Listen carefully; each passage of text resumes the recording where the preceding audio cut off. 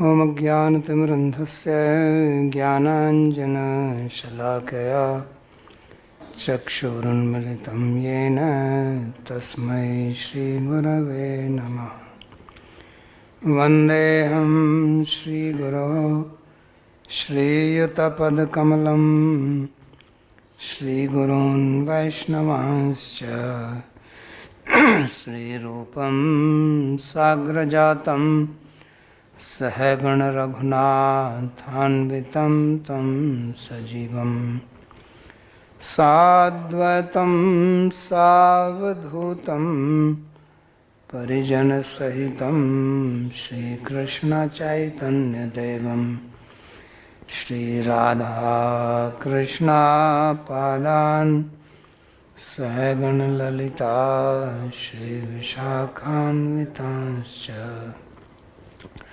हे कृष्णा करुणा सिंधो दीनबंधो जगत्पते गोपेश गोपिका कांत राधा कांत नमोस्तुते।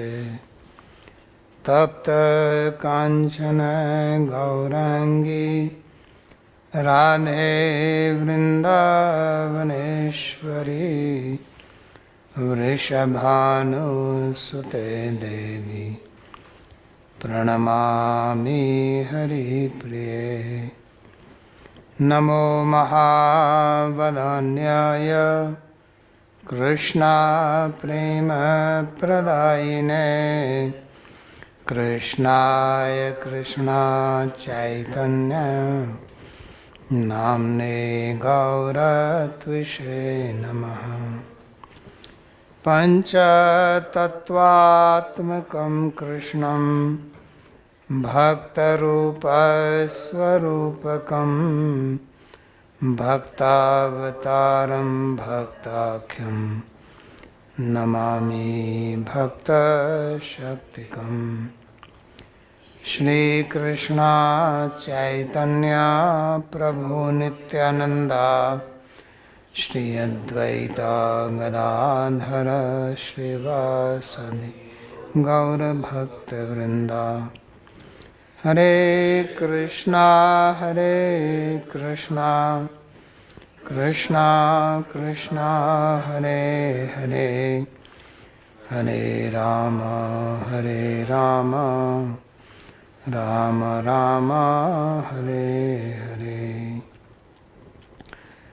जन्माद्यस्य तोऽन्वयादितरतश्चार्थसुभिज्ञस्वराट् तेने ब्रह्म हृदयादिकवये मुह्यन्ति यत्सूरयः।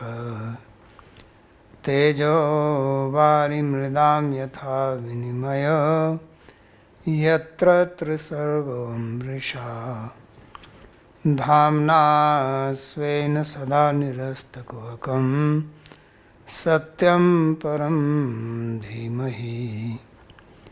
नारायणं नमस्कृत्य नरं चैव नरोत्तमं देवीं सरस्वतीं व्यासं ततो जयमुदीरयेत्।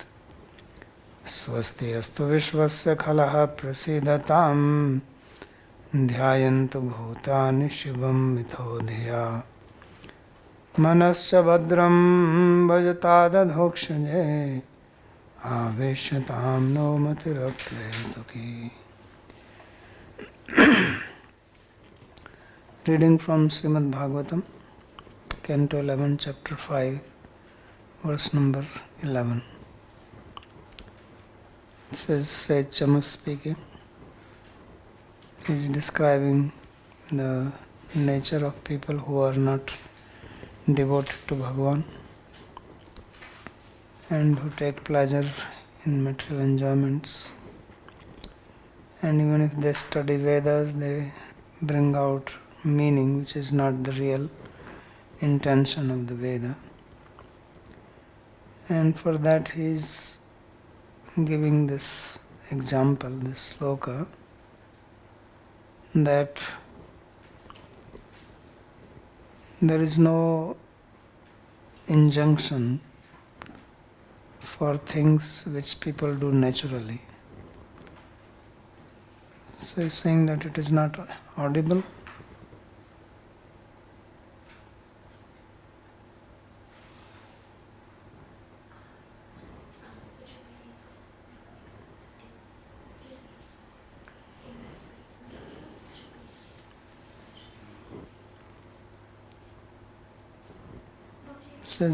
Says mic is not working. Okay. So he says that things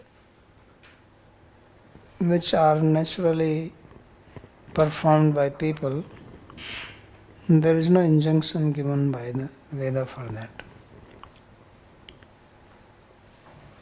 And he gives example of Vyavaya, Amis Madhya Seva, enjoying sex, eating meat, drinking liquor. So he says these are people have natural liking for them. So there is no injunction for that. So then question comes, then why there are statements that one should get married or do yajna in which Pashu Bali is performed, or there is Satramani Yag in which wine is allowed. So why those types of statements are found? So he says that they are only for restriction. Vyavasthitis tu esham teshu vyavahayagya suragrahi. But the real purpose is nivritti. Their ishta, the tatparya, the intention of the Vedas is to make one free from these things and not engage in them. So understanding Vedic injunction is quite difficult job, and therefore there is a whole darshan of Mimamsa which gives principles how to understand the meaning, how to interpret it. Because sometimes there are injunctions but they are really not meant to be performed.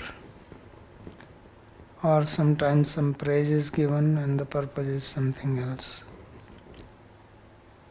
So for that he is speaking here. So we read the commentary by Vishwanath Chakravarti Thakur. He says, Nanu vyavayadinam api ritau bharyam upeyat hutashesham bhakshayet ityadina vihitatvat kimiti te nindyante tatra.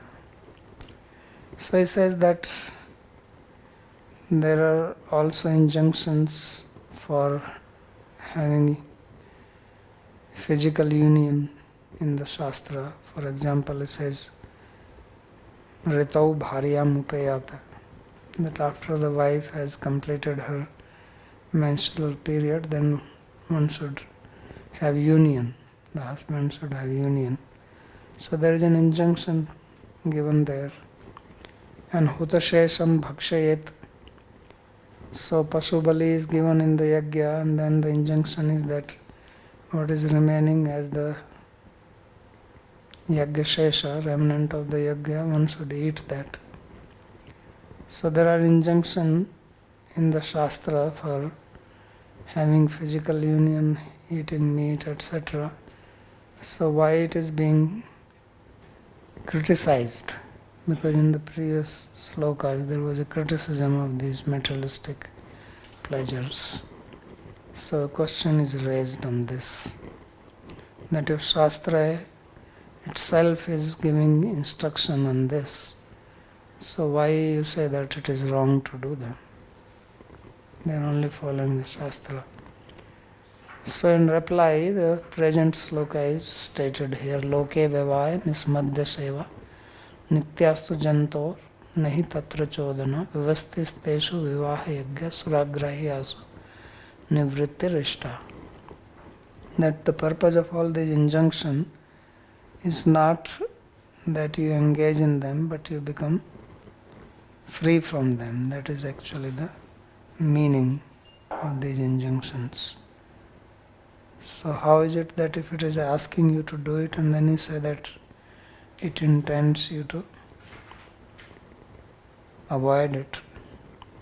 So that is to be understood now. So just like earlier it was said, Parokshvado Vedayam. So this is the meaning of Parokshavad.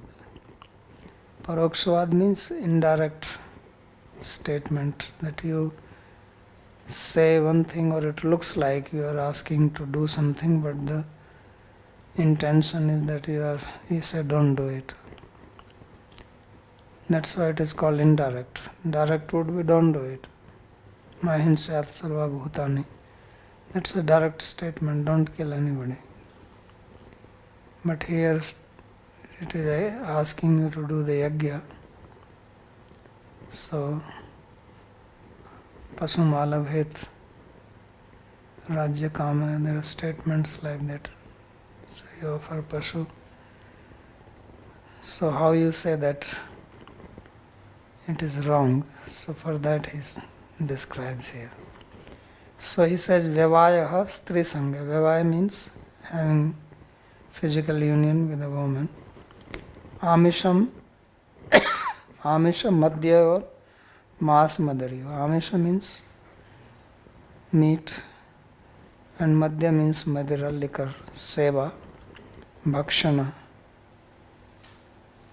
There is something wrong here, this Viditya. So Bhakshana, maybe it is Bhakshanado iti ragta eva nitya prapta. So he says that Seva, the word Seva means Bhakshan. Vyavaya means Madhya Seva. So Bhakshan means that you take part in that. So he's just giving the meaning. And then he says, I don't know what is actual reading, but maybe it is Ityada Ragata eva prapta or Ityadya. It says Bhakshanani Nitya Ragata eva Nityam prapta. Bhakshanadi? Bhakshanani Nitya Ragata eva Nityam prapta. Okay. So,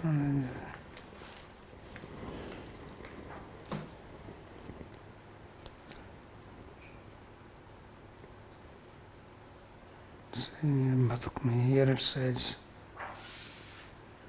Bhakshanani Viditva.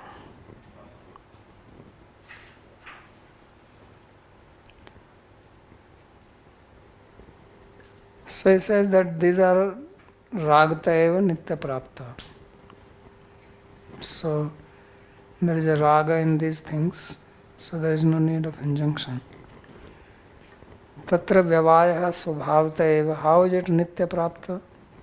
So he says tatra vyavaya svabhavta eva. He says attraction for physical union is just natural.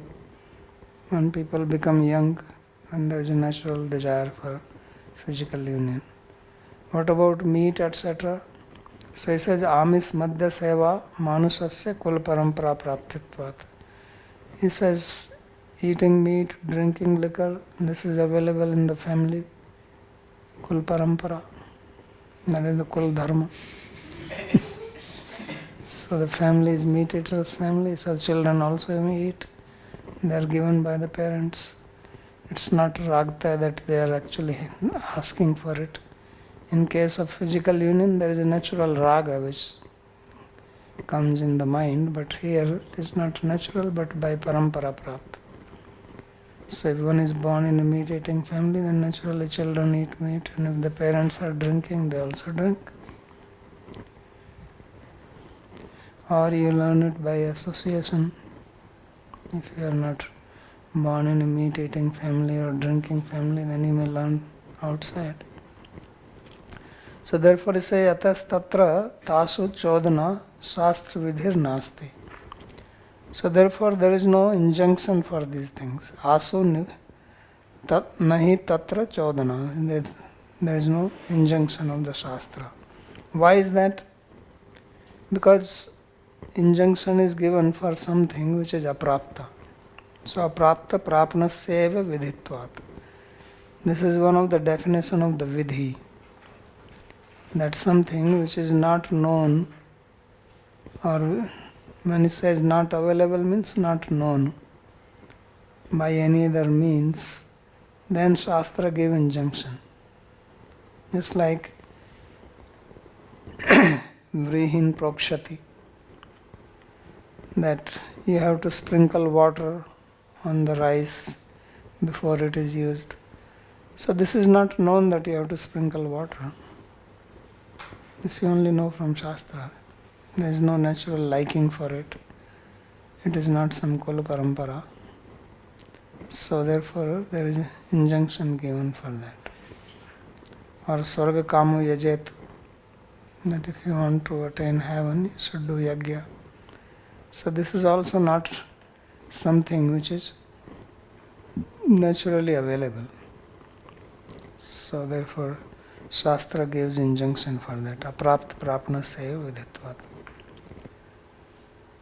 So now the question he raises says, Nanu ritau bharyam upayata iti vidhe drishta eva iti.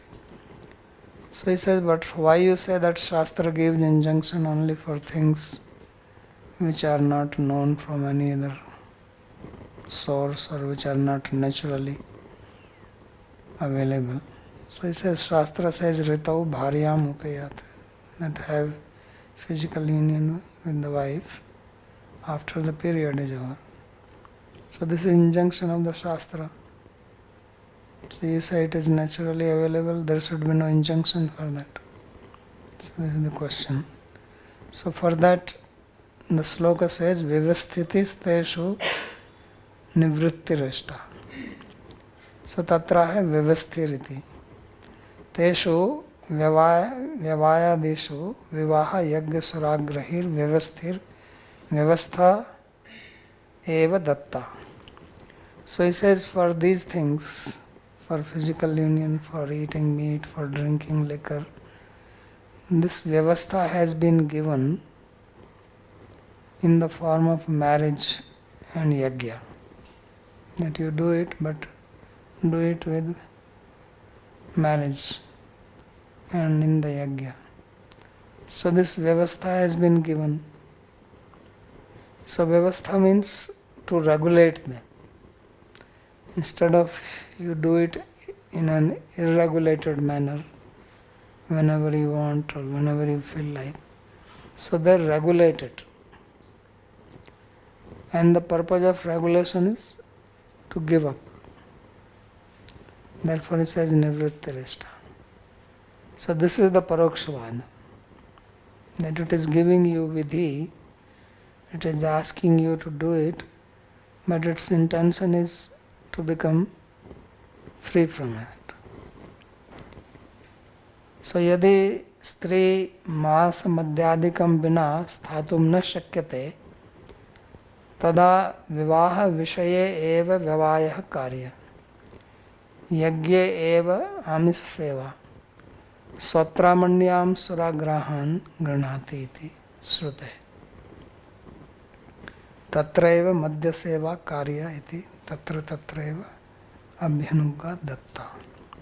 So he says that these instructions or these injunctions are given if one is unable to control the sex desire, and desire to eat meat or desire to drink, is unable to control. So then it should be regulated. That is the meaning of these injunctions. So if you have sex desire, then it says Vyavaha Vishaya Vyavaya Karya, then get married. And then you are allowed, not otherwise. Similarly, if you have desire to eat meat, then do yajna. Because this question is raised that why in the Vedas there is Pashu Bali mentioned and you people are talking about vegetarianism. This is many times this topic comes that this vegetarianism came later on in India. Originally, Brahmanas were meat eaters. So this type of thoughts come because they read and it is a fact, it is mentioned, it is not undeniable. But they do not understand the parokshvada. Therefore they misunderstand and speak like that. So therefore he says that only in the marriage and eating meat, Amish seva only in sacrifice, not that you go to bazaar, buy meat, or go to the restaurant and order their dish. And then Swatramanyam Suragrahan Granhati iti. So there is a statement that there is a yagya called Swatramani yagya. So Suragrahan Grahati. Suragraha means the pot containing wine, liquor. So he accepts the chamas, the cup of wine or liquor. So iti srute, this is a sruti statement. Tatraiva madhya seva karya iti. So madhya seva, the drinking of wine has to be done only in that occasion, not otherwise. So he says tatra tatraiva abhyanugya dattya. So that means the permission for these three things has been given only in these three ways: marriage, then Pasubali, then Satramani Yagya. Not any other time or any other place or any other occasion. Natu vastuto vidhi. So therefore it is not really an injunction. It is not asking that if you don't like, then you should drink it because Shastra is saying you should do it. It's not an injunction like that. It's only, as you said, that if one cannot live without it, one is unable to control, then this is the permission given for such people. Atayasu vyavayadi sevasu nivritti reveshta. So therefore in these three things, physical union, eating meat, drinking liquor, nivritti is the ishta. Desirable is to stop them, not to engage in them. So this is the meaning of the sloka. Simple, in a very simple way he has given the meaning of the verse. And now he explains it in more detail. How is this vidhi means giving up.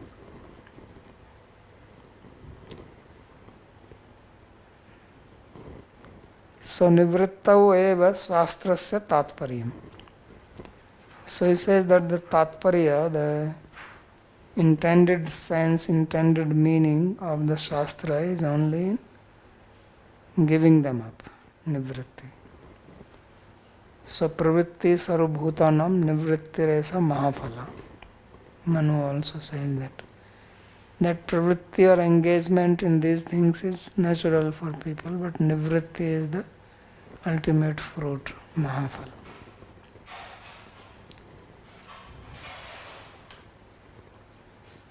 So now he gives an example. How is it? Asking for nivritti.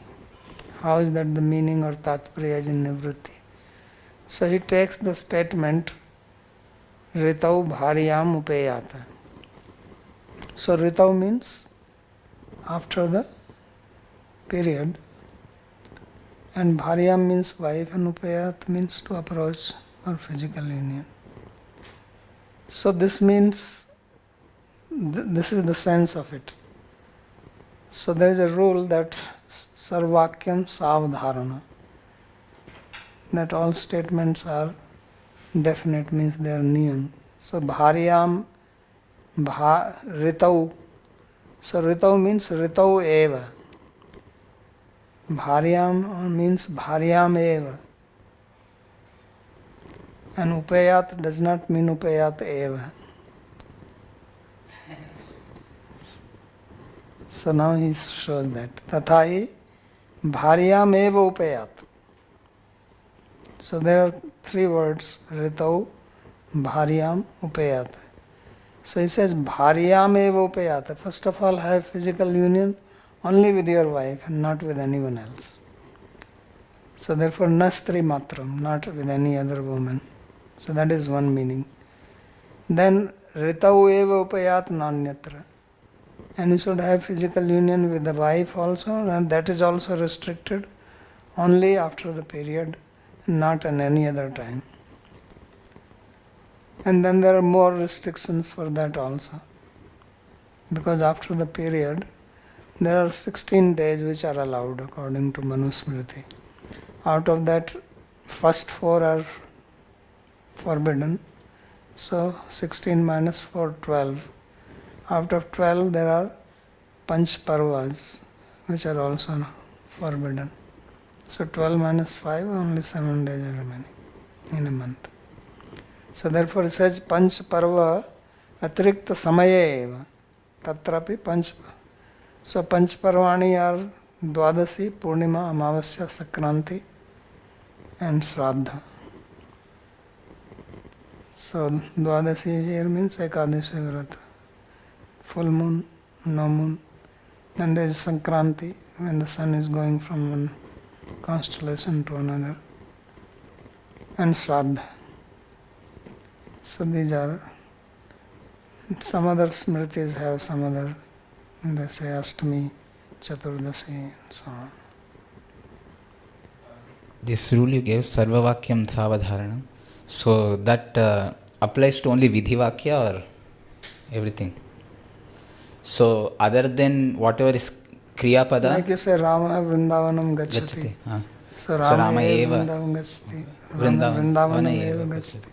Rama Vrindavanam Gacchati. So other than the Kriya Pada, Eva should be applied to everything else. And this applies only to Vedic statements. Yeah, it is used like that. They are also not necessary that always are applied, yes. But sometimes it's used like that.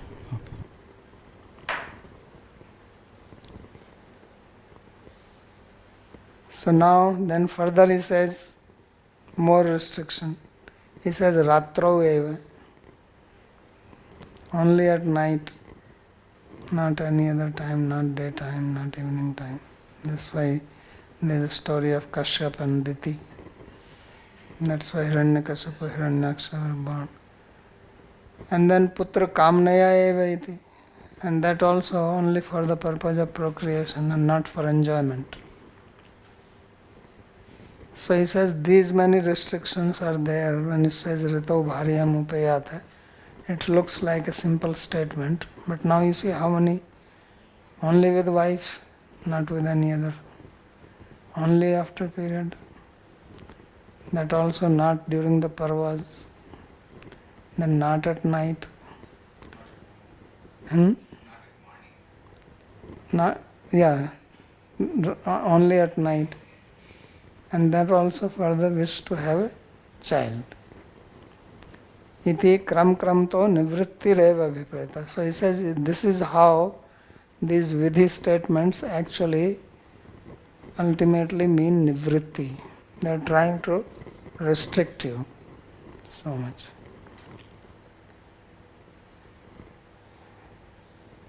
Then after this, he brings out, this is a famous verse from Slok Vartik of Kumaril Bhatta, where he gives that there are 3 types of vidhi. There are other ways of vidhi, utpatti vidhi, adhikar vidhi, then fal vidhi, etc. But that is another, that is during the yajna when you do all that analysis. This is of vidhi as such. What does it means? So it says vidhir atyantam apraptau niyamah pakshike sati tatra cha anyatra cha praptau parisankhya vidhiyate. So vidhir atyantam apraptau. So there are 3 types of vidhi. One is called vidhi, apurva vidhi. Other is called niyam vidhi. Third is called parisankhya vidhi. So primarily there are 3 types. Apurva. So what is apurva? So vidhir atyantam aprapto. That it is not known to you by another means. That is what he says aprapta prapanam prapanasya vidhi. That is actually the real meaning of the vidhi. So that's the first one. That's why it is called apurva vidhi. So vidhi is actually, truly speaking, apurva only. And then niyam vidhi. So pakshike sati, niyama pakshike sati, that it is partly not available. The first one is completely not available by any other means. Here it is partly not available. So Vidhi makes it available. Means Vidhi makes you known, do this. So in the first one it was not known at all. Here it is partly known, partly not applicable. So then it makes applicable there. And then tatcha anyatra cha prapto parisankhya. And tatra cha anyatra cha prapto. It is available this way also and some other way also. Then it is parisankhya. Means that it is available by shastric injunction and by rag also. That is called parisankhya, and that purpose of parisankhya is completely in avoiding something. So iti asya artha, he will give the meaning of this verse. Bhushan. Babaji Pranam, so I have a question, confusion regarding this Apurva Vidhi and Parisankhya Vidhi. So, for example, there are recommendations, for example, these are when moon is in this particular star or nakshatra, this is favorable time to declare war. Amavasya, one should not travel. Then there is like certain tithis and certain nakshatra where you can begin new things. Certain tithis and nakshatra where you can end new things. Is it Apurva because is it like you are getting some information that the moon in this particular thing can have a supernatural effect, it can help you. There's a phala there. But then one could also say that fighting and aggression and war is something ragata prapta, and when it is said that you should only start a war or fighting or dispute in this particular nakshatra, is it parisankhya because it is stopping you? Or even in the example you gave with the wife, bharya, so maybe they're saying you should not have, there's a nished that you should not try to have a son conceived during this time, because the result will be bad. So then there is a result involved which makes it apurva, because I didn't know that example. For example, if you conceive during this time, that I'll get some rakshasa son or daughter or something, right? So would that, because there is a result, would it be classified as apurva or would it be classified as parisankhya? So now we will study that. He is going to explain this sloka. Which is niyama, what is parisankhya, what is vidhi by example. So it will become clear, because there are also two different ways of interpreting. There are many ways of interpreting it, not just one way. There is a lot of discussion on this. Even among the Mimamsakas there are two schools. There is Gurumat and Bhattamat, and they both have their own understanding. So Vishwanath Chakravarti Thakur himself gives two interpretations of this. So one interpretation he gives for those who are following the pravritti marg. Means they are not interested in moksha, etc. But they are dharmic people. So they can also follow it, but their understanding will be different, because for them it is not complete nivritti. And then there are other people whose goal is nivritti. So how they attain nivritti? To begin with, they may, as he says, that you may not be having full control over your senses, but you want to reach nivritti. So what should be your understanding of it? And if you want to remain within pravritti, then you can have this understanding. So he gives two explanations here. So therefore he says, pravritti karmaeka nishthanam mate.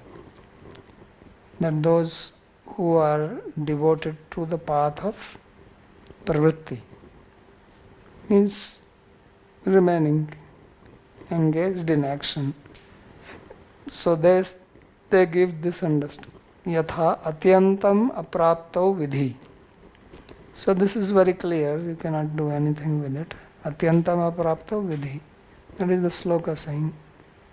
So vidhi atyantam aprapto. So atyantam aprapta means that not known from any other means, prataksha, anuman, etc. or by any other shastra. Yatra ragato vidhyantarto va sarvatha praptir nasti savidhiruchyate. There's a mistake in this book. It says sarvatha aprapti. It's not aprapti. Sarvatha eva prapti nasti. But here it says aprapti. So where the injunction is not known by any other vidhi of Shastra, and it is also not by raga. So that is called apurva vidhi, or vidhi in general. For example, it says ahar ahar sandhyam upasita, that you should perform sandhya every day, sandhya vandan. So it is not available by raga. Nobody is naturally having I should do sandhya. And it is also not known by any other anumana, etc. Babaji, this he gave an example of kula passing down. So now, if there is a child who he has not heard vidhi vakya, I mean, but it is passed down in the kula. So why will that still be considered? But he will not do sandhya unless he undergoes upnayan samskara. So the point is, post upnayan, he has to study the vidhi and then he will. That is the whole idea of upnayan. Upnayan is not just to get the thread. Swadhyaya. Last line once again. Yatra ragato vidhi antarto va sarvatha eva praptir nasti. Means it is not known to you by any other vidhi except what is here, like ahar ahar sandhyam upasita, or by raga. It's not that you have natural liking for it. So that is called vidhi. Okay. Then similarly says mag snanam prakurvita. Should do mag snan at Prayag or at your home also. In the month of Mag, you have to wake up in the morning, take bath before sunrise. So nishi na snayat, don't take shower at night. This is very common in the West. They take shower at night. So here it is forbidden. Chandragrahe snayat, when it is lunar eclipse, you take snan, solar eclipse also. So these are vidhis because they are not ragta prapta, nor are they known for anywhere else. He says, atyanta aprapti rahite sthale tu vidhir na bhavati kintu niyama. Then comes niyama. When something is not atyanta aprapta, means it is not available anywhere, but somewhere it is available, then it is not vidhi, means it is not apurva vidhi, it is called niyama. You call it niyam vidhi, or you can call the other one as vidhi, and this is called, like sometimes you use the word vidhi niyam, or you use the word yama niyama. So this is niyama is this, and the other is called yama. Yama means vidhi. Kintu niyama. And then the third one is called parisankhya. So here he says that this vidhirna bhavati kintu niyamaha parisankhya. It could also be parisankhya if there is a ragta available, because it is atyanta aprapti rahita. Means it is, some prapti is there partially. That prapti could be by raga. Then it will become parisankhya. Means in parisankhya also there is a atyanta aprapti rahitya. Atyanta aprapti means not available by any other means, is only in vidhi or apurva vidhi. In other two, it is available partly, whether it is by rag or not. So therefore they are called niyam or parisankhya. Tatra kutrava niyama kutrava parisankhya itya. So So first he makes two divisions, that something is atyanta prapta, not known, that is vidhi or apurva vidhi. And the other are niyam and parisankhya. So what is the difference between niyam and parisankhya? That he gives now. So pakshike asati niyamaha, pakshike anse asati ninda praschittarhe sati niyamaha. So he is going to the sloka, vidhir atyantam apraptu niyamaha pakshike sati. Somehow he is reading it as asati. You also have asati? Anyway, it doesn't matter. Pakshike sati means pakshike aprapte sati. If you take the word aprapta from before, so pakshike asati or sati means same. If you say asati means partly available, also implies partly not available. Partly not available implies partly available, so that doesn't matter. So pakshike amse asati ninda. So means if you don't follow that pakshika, that one part, then there is a ninda, or there may be praschitta also involved. Then it is niyama. Babaji, I didn't quite catch here. I mean, in niyama there is partly raga is there, ragata prapta, and partly that is vidhi prapta, means by injunction. Actually, by raga, only he is giving the example, but the way I have written, I have studied Mimamsa Nyaya Prakash, this example doesn't fit there. The example there is, let me explain how it is. Vrihin avhanti. This is a clear example of niyama. So vrihin avhanti means that you should, remove the chaff of the paddy by beating it. That is the instruction. So here he says that what does this vidhi telling you? Is it telling you to remove the chaff? He says no. He says that you know that if you beat it, chaff will be removed. That is known to you. But he says that that chaff has to be removed to do the yajna. How to remove it? Whether you remove it with your nails, whether you remove it by some machine, whether you put it on the ground and you walk on it, or let the cows walk on it, there may be so many ways of removing it. So he says, no, you remove it by beating it. So it is when there are vikalpas available to do something, then it is giving you one way of doing it. That is called niyama, because niyama means sankoch. If you remember this Panini's, this Harinamrita Sutra, then what does niyama say? Niyama means sankoch.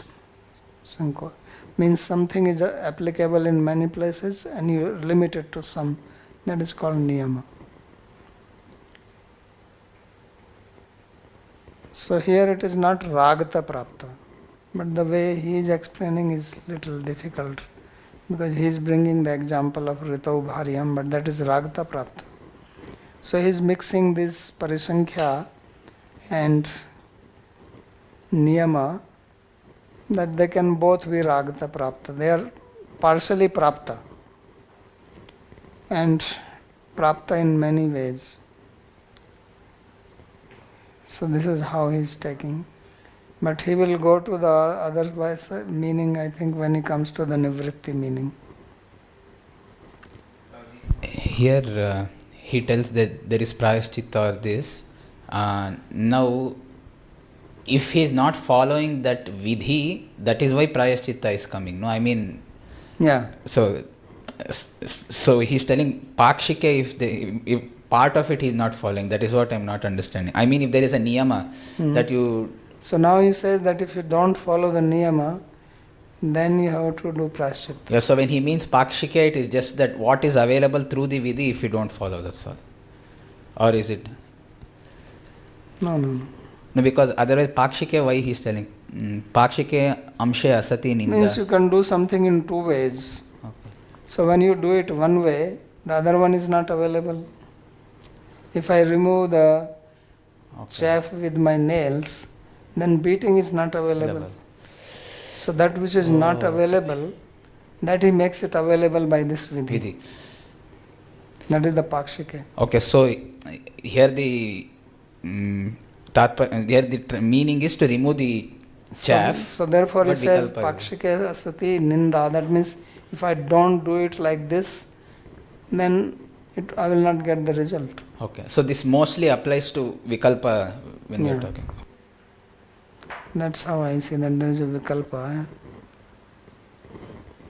So for example, he gives Ritau Bharyam Upayata iti. Niyama as Pakshike Asati Niyama. And then he is explaining what Pakshike means. Is it like that? Yeah, then he is giving an example to explain it. You know, this first three words when he says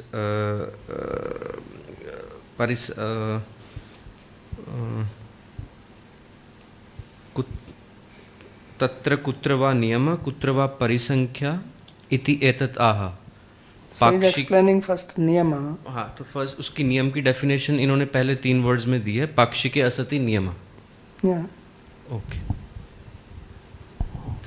Then he explains pakshike ansaya sati ninda praschitta arhe sati niyama. Means if you don't do it, then your object to be criticized, can be criticized, means you are doing wrong and you have to do praschitta. So Ritau Bharyam Upayata, he takes that example. Again, that approach wife after the period. So Ritu Samayehi Bharyayam Gamnam cha Rag Praptam. So he is not saying that Rag is only for Parisankhya. According to Mimamsa Nyaya Prakash, Parisankhya is the one which is where Ragata is Prapta. But he is taking this also. So he says, because Ritu Samayehi Bharyayam Gamnam cha Rag Praptam. It is also Rag Prapta. Tatra Agamanan se Nindito Yatha. So if, like he is saying, Pakshike Asati Niyama, that if you don't do that, then you are Niyama. Niyama means that you are controlled, means you will be punishable for that. That is the meaning. So that's why the reading is taking Asati, although nowhere in Mimamsa Nyaya Prakash or Arth Sangrah, nobody reads it as Asati. But because of Sandhi, you can break it like that. Niyama Pakshike Sati. They only read it Pakshike Sati. I have read the commentators, they also say Pakshike Sati only. Babaji, here niyama definition we give Bahutra Prapta Sankocham niyama. So there Prapta, is it in the sense of Ragata Prapta or Vidhi Prapta or Vikalpa as Prapta? Yeah, Vikalpa is many, you can do it in many ways, that is the way, that is the Bahut Prapta. Okay. Now for example, now if I am removing chaff of the rice. Yeah. So it is available to you how you can remove it this way, you can remove it this way. And he is doing niyama, do it this way only. Okay, so Ragata means Vikalpa is already included. Yeah. Correct. Okay. Ragata Prapta is also Vikalpa. Only thing is that generally Ragata is for Parisankhya. But he is taking it here also, so that's no problem. So Ritau Bharyam Upayata iti Ritu Samayehi Bharyayam Gamnam cha Rag Praptam. Okay? And Tatra Agamane Ninda. So if you don't do that, according to this explanation, then there is a Ninda. So there is a Praschitta. So Ritu Snatam tu yo Bharyam Sannidhau no Pugachati Ghorayam Bhrun Hatyayam Pachyate Natra Samsaya. So this is another sloka. It says that after the wife has taken bath, that is after 4th day, and one does not approach her for union, then he is going to get the sin of killing the Bhruna. What is called Bhruna? Fetus. So he says there is no doubt about it. No sense. So now this is the niyama. Means he has to do it this way only. So that's why he says that this is the pravritti explanation. This is an explanation for those who are following the path of pravritti marga.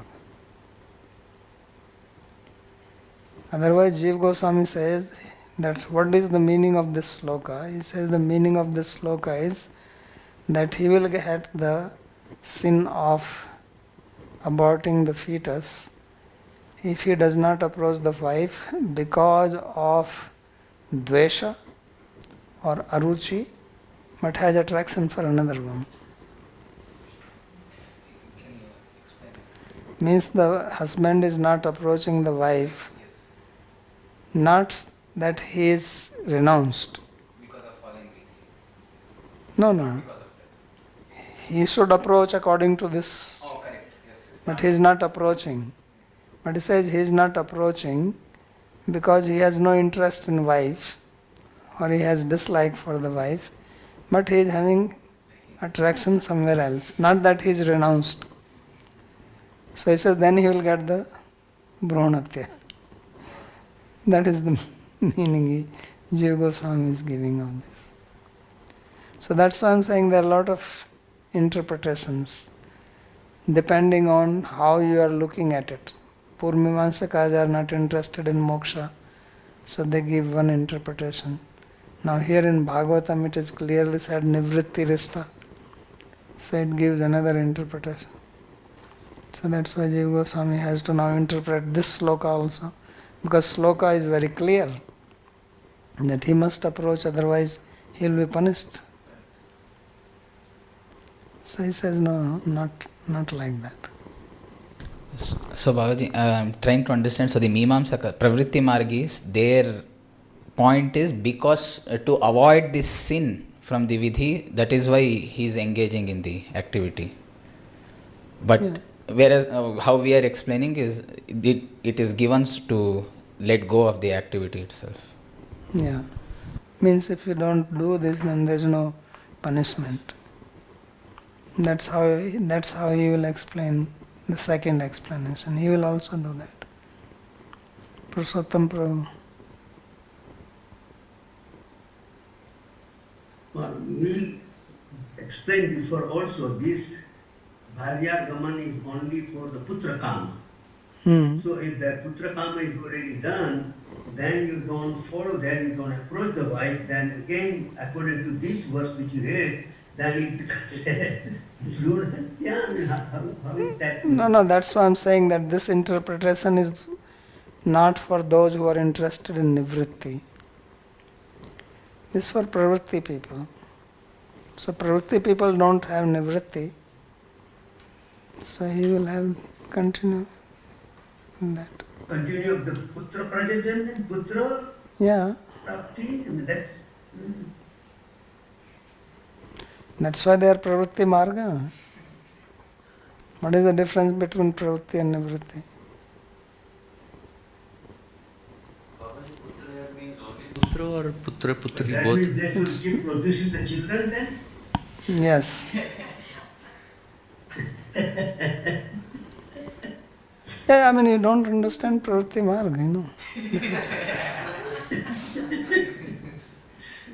Now you can laugh or anything, but this is what pravritti marga is. That's why you hear that so and so had 100 sons and they had this many sons. Like Rishabdev, he is actually nivritti margi, but he had 100 sons. You know. Krishna also had so many sons.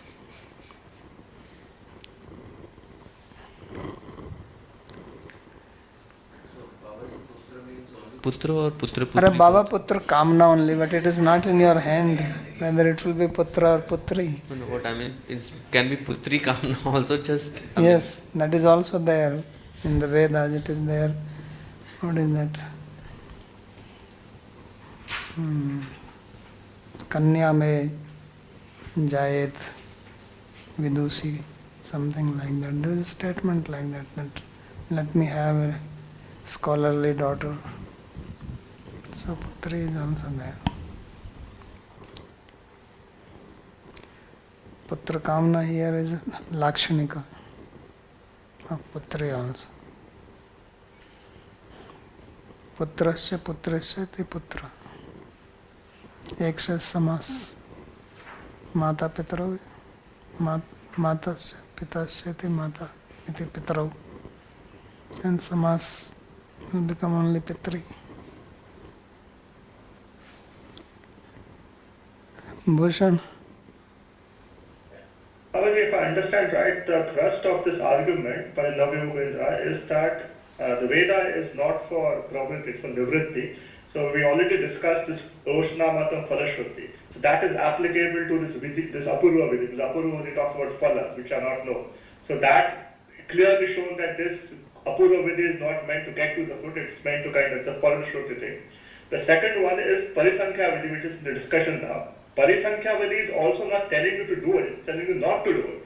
So then from Nivritti, that from this Nivritti is established. Now what is remaining is Niyama Vidhi. So the question is, why is Veda doing Niyama Vidhi? Is it also from Nivritti? Yeah. Or is it for, okay. Yeah, it is also for nivritti. So as I said, instead of giving you like complete injunction that don't do it and people are not able to follow that, so it gives a mild way of gradually weaning you away from that. And if you follow that, then one thing is, according to the law of karma, you don't become implicated in that. Otherwise you are going to do it by your own choice, and then you can never, become free from your attachments. So this way, by following Vidhi, you become habituated to follow an authority. Otherwise, how will you control your mind? Even today you can control, tomorrow it may become powerful, then there is no way that you will have another source. But if you have now faith in Shastra, you follow, then you get used to following it, so you are able to restrain. So mind has this ability to be restrained when you follow certain rules. But if you don't follow any rules, then there is no way to restrain yourself. Because then it just without any control. So it will just give you desire and now you have to fulfill it.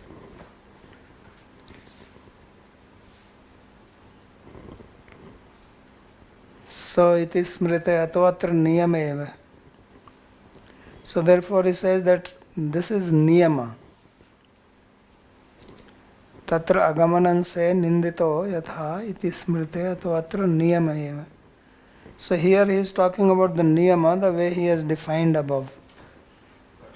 That if you don't follow, then there is ninda and there is a prashchitta. Iti ritau bharya gaman ayogo na kartavya iti phalitartha. So therefore he says this is the phalitartha, means this is the conclusion of this is that you should follow the niyama and not flout that. Now he is going to explain the parisankhya that we will do in the next class. Sandeep.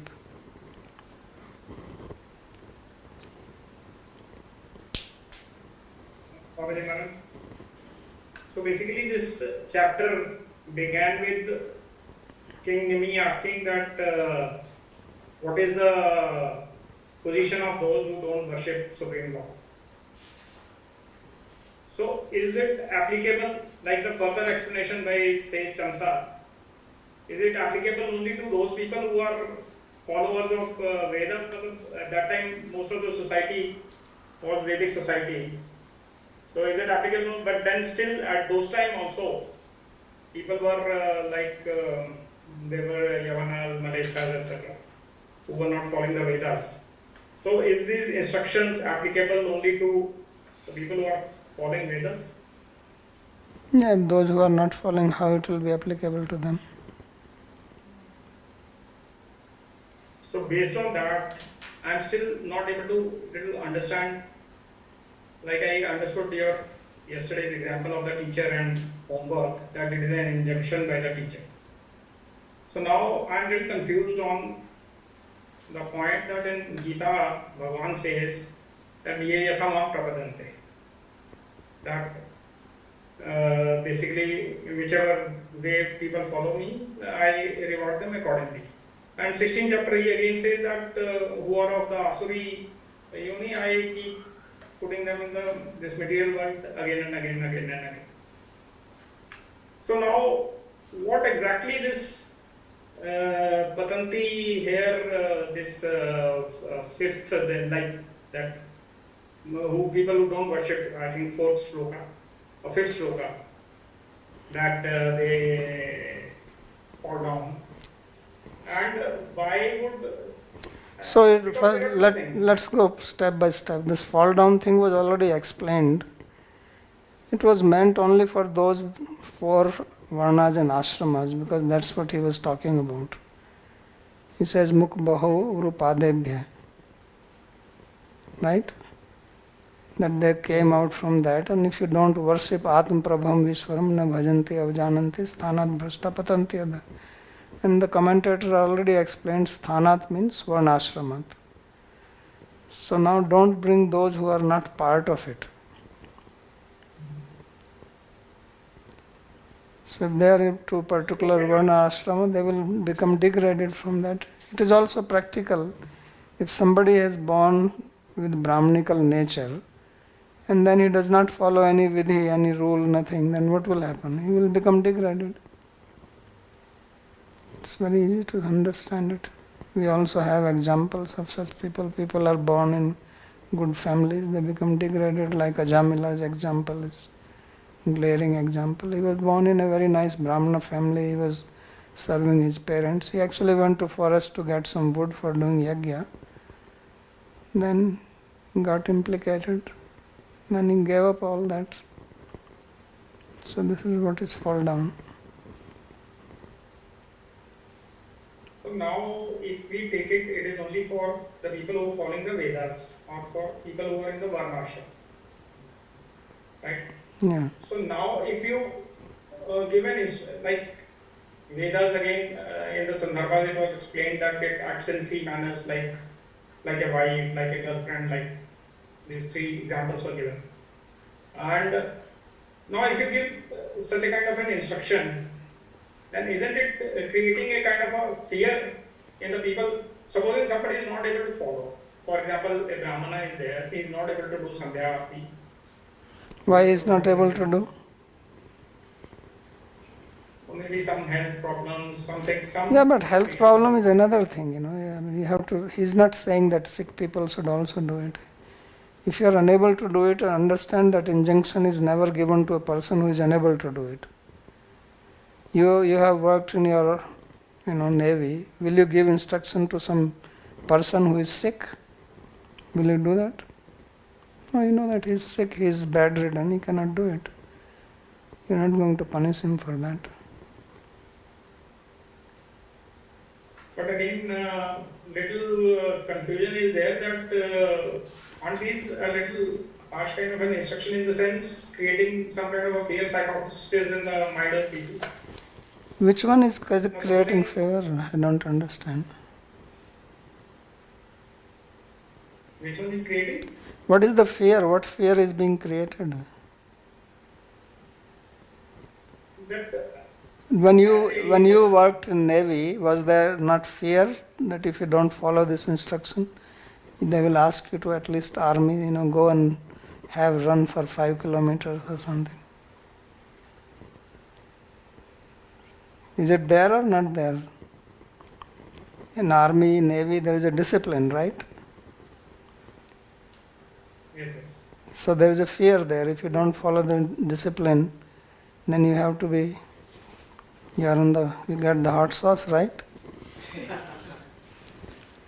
that is true. So that's how you become human being. Because probably. That's how you are disciplined. He already said that Bala Namanusasanam.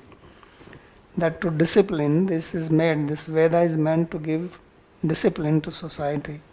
But now the thing is that we have come so far away from it. So now it looks like a heavy thing. But take the example of army, People go to army, they cannot say, oh, you are just making me do it out of fear. And this is how you are disciplined.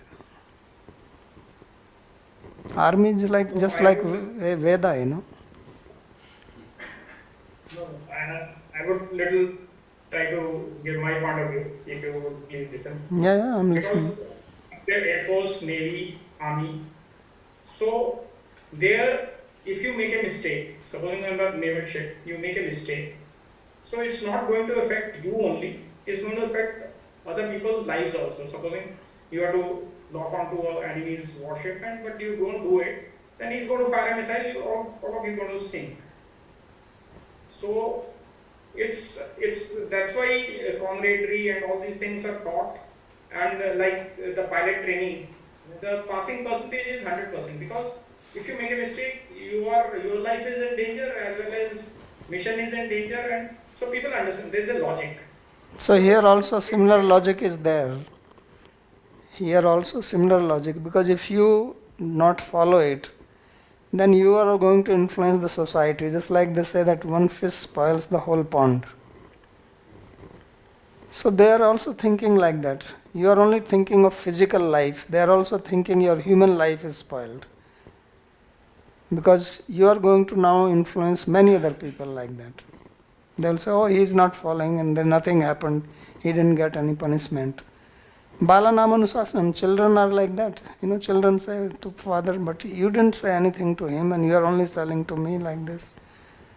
So that's how it happens, which you can see now, young people, what they are doing, they don't listen. One judge made one statement, then whole country is on fire because of that. Actually what he said was nothing much wrong about it. But, this is undisciplined. So make cockroach Janata Party, make this, make that, and revolution. So people are indisciplined. This was not possible in Vedic society to do anything like this. You do anything like this, king will, hang you. People had fear. The discipline without fear is not possible. Anywhere. If you become so evolved that you don't need fear to be disciplined, that is Braj Bhakti. That's what Braj Bhakti is. It's not out of fear. That is Raga. That is the difference between Raga Bhakti and Vaidhi Bhakti. So majority of the people work with that only. Anywhere. Now why there is so much corruption in India, tell me? Because the judgment, because there is no fear of law. If you, just like this neat paper, they got leaked, right? You know that. So it is a very big problem. Because those people who are doing this, they are making a lot of money. Okay, now somehow they got caught, but not they will make money. But now if they are caught, you hang them. Although it is not possible because the constitution is not and you have to follow that. But you give them heavy punishment. Next time the guy will fear to do anything like this. This is the only way to discipline people. Here in India, the law is, it takes 10 years. So these criminals, all these mafias, why they do all these things? They grab the property, they live there, they know that now this guy has to go to court. And civil court will take 20 years to give judgment. In the meantime, he may die, this happened. But even if the judgment comes true for 20 years, I will keep sitting on this property and use it. And then in the meantime, I will approach him, compromise, this, that. The guy will get fried, who has the money and time to do this. So he says, okay, let's do 50-50. This happens. I know this. Because I'm undergoing this experience personally. I'm telling you. The mafias are trying to capture my property I'm fighting with them and I'm spending so much money and they are approaching me, compromise. No, I'm not going to compromise, but this is how they do it, If I'm weak or they threaten me, they're also threatening. We'll kill, we'll do this, we'll do that. Okay, so do it. So they use their techniques. So most people, they crumble down and then okay, I don't want my life to be under risk, my children, all that, So people think like that. So why it is? Because there is no fear.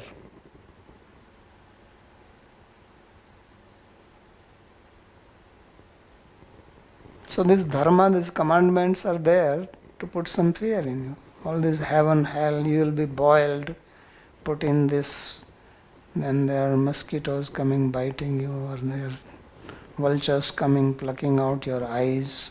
So many things you read. Even Parikshit got scared after hearing that. So bhavin hoy na priti. No, that I agree. But So what is the problem then? no, like what I heard from my father and grandfather, etc. Said that the biggest fear they had was that if they were taken out of the society, like they were told, you are made by here or whatever, something like that, if they are told like that. Yeah. That was their biggest fear. So Now that fear is not there. No, of course, that with the change of society, things have changed. That's what I'm saying. But then, like Vedas, which is primarily, we have eight Vakyata. The ultimate aim is to attain either moksha or priti. So why would it, like to come to that state of priti, would you have to go through fear? No, it is not only that if you don't come to priti and you want to live here, then at least be disciplined, Not everybody is going to come to priti. Manusyanam sahasranam manusyasu kasyadhyati siddhaye. That some rare people come to that. Others, how to run this society? You see, now so much law is there, and now you know how much scams are going in India. I told her, just yesterday I went to bank and there was a case of scam right there. He went to ATM, all his money was taken away, the card got stuck. So there is no fear. So when the dharma was inside the mind, that was there, if I do, then I have karma. So some fear is there. And not that all the time they are fearing, then they become also like that no, it is not good. They have moral principles. In the beginning it may be fear, but then their character becomes like that and they take pride, no, I am a dharmic person, I cannot do it. But now what is happening in the society, nobody has fear of telling lies. Nobody has fear of cheating others. There is no fear. So how much law can control them? So Veda gave the technique that it put the law inside you instead of outside. Now how many police and how much cyber crime, every day new techniques are coming. Now just today Kamala was telling me that here in India the people come to sell perfume, especially in Vrindavan area, because perfume is used for deity worship. So now they bring and they make you smell it, and you smell it and you fall unconscious. Then they take everything from your house and run away. So newer and newer techniques are coming. How much are you going to, these criminals are very intelligent,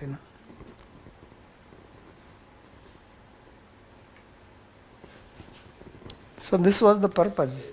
That's why the statement, Balanam Anusasanam, very profound statement. But now it is not applicable. Now we are only trying to understand. Babaji. Thank you. Jairamji has a question. He asks, what about many wife restrictions? As we know, in the past, many kings or simple people had many wives. I think Advaita Acharya himself had 2 wives or something. Or that is allowed just because the girl should be under protection. Is it so? Under protection, well, wife. This was just a tradition why girls have to get married. So they married. Many times there are wars, so men will get killed in the war. All the time wars were going on, so there were more women than men. So therefore, one man can have more wives. It was not compulsory that you have more wives. Babaji, I had one more question. Now, I'm trying to think with regards to bhakti. Now he defined vidhi itself as that is anyatra, ratyanta prapta. So only through the vidhi you can understand things that are unknown. Now, to understand bhakti, that is not known by general this thing. So only by vidhi we can understand bhakti. So then where is the question of raganuga and all this? Because whatever we are understanding is coming from vidhi and the practice of that vidhi only, no? No, this raga can come by association. You can develop natural liking for it. It doesn't happen just like that. But even when they mean association, also without upadesha, but still upadesha is a primary element in association. Yeah. So he's speaking only these things. No, so the definition of vidhi will apply there also. That is what I'm telling. Yeah, that's what Vaidhi Bhakti is. So the difference between Vaidhi and Raganuga is that how you take to bhakti. Do you take to bhakti because of the force of vidhi or because of liking? Not that raga person does not follow the vidhi. No. So it also is the pravritti. What is the cause of pravritti? That's all. So it is more like he has the shraddha that this is a vidhi, or he has the he has naturally shraddha. He has, that's all.